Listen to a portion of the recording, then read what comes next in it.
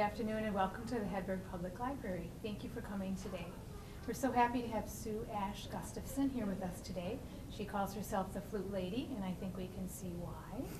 We've enjoyed hearing Sue's fall flutations program here a few years ago, and this event today has a spring orientation. Sue is hopefully going to explain the title of her program, Florid Flutes. She's a retired teacher, so I think we all will learn a lot this afternoon as well as enjoying the music. So please welcome Sue Ash Gustafson. Thank you. I'm a retired art teacher, so you'll hear throughout the program I'll be talking about the pictures in my head. It's just a thing that I do. You might wonder where the Flute Lady name came from. I was giving a program at a school, and usually at the end of a program, especially with children, I ask if there are any questions. They come up with the most amazing questions. For example, how many holes are on your silver flute? I had no idea at the time, but I do now, 18. But I was just finishing up and had all my things packed, ready to go out the front door to my car. I could see it. And from down the hall came this little voice going, Flute Lady, wait! And here comes this little boy.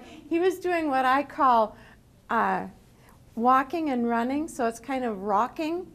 You know, you're not supposed to run in school, so he's doing this rocking to get to me down the hall. And he had great questions.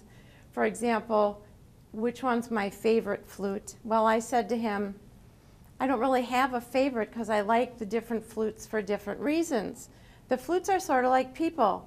Some of them are tall and thin, some of them are short and not so thin. Some of them have high, squeaky voices, and some of them have low, mellow voices. And so I like them for different reasons, and he could understand that. So a few more questions, and then he went his way and I went mine.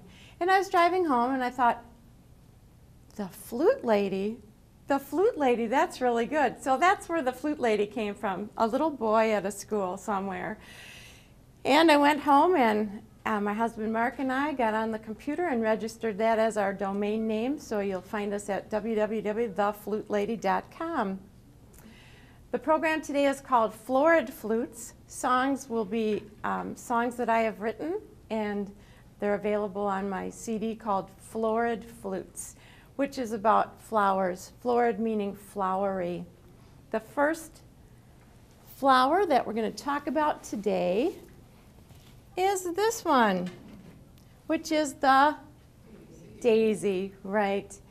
And as I was talking to that young man about the flutes having different personalities, I also think that flowers have different personalities. So I've tried to take a flute that matches a flower and put them together personality-wise. The daisies are kind of fun and frolicking. I remember back in the 50s when I was growing up, and I see some people out here probably will remember this too, we had many hardships during those times. For example, black and white TV. Not only that, but we actually had to get up and change channels. Kids today just don't know what we went through. But I remember some of the cartoons back when we were little, and maybe you've had this happen to you, where you'll be hearing a classical music theme and you go, dun, dun, dun, dun, dun. I know that. Where do I know that from? It can be from some of those cartoons we were raised with when you were younger. They used to use classical music as backgrounds in old cartoons. And I remember one of those cartoons took place in a garden, and there was a group of 4 or 5 daisies. And the little yellow parts were faces, and those daisies were singing in 4 or 5 part harmony and kind of bouncing in the breeze like this. And so that's the picture that I have in my head when I play Daisie's Dance. I'm going to start out with the silver flute. That's the one most people think of when you say the flute. But actually these are all flute related, and I'll explain how later in the program. Daisie's Dance.